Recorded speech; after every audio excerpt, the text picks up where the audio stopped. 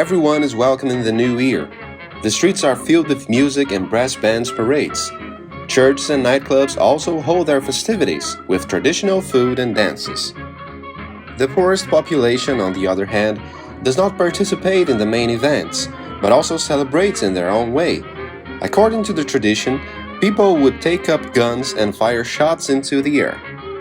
That night, a boy of just 11 years old who lived in a very poor neighborhood, seeing the celebrations and wanting to participate, took his stepfather's revolver, went to the street, and shot into the air. That moment would change not only his life, but the entire history of music.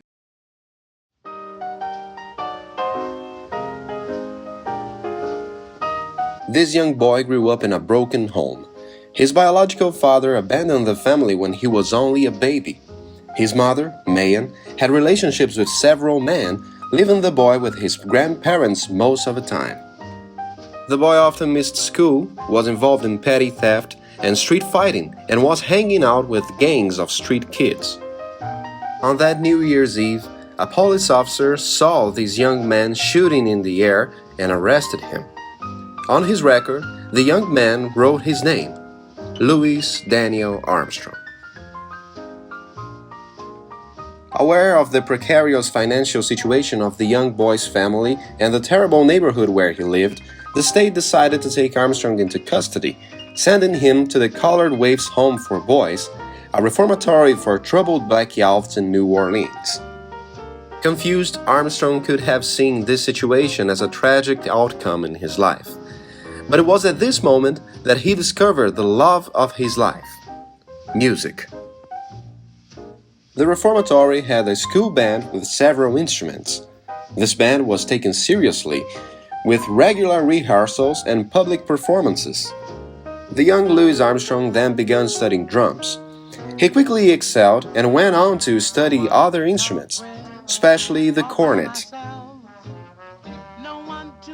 At this point, music instructor Peter Davis was amazed by the boy's talent and decided to further his studies. Less than 2 years later, in 1914, Armstrong had become the main attraction at the Colored Waifs Home for Boys, and was already performing solo. Around 1915, Louis Armstrong was released from the Reform School and decided to pursue a career in music.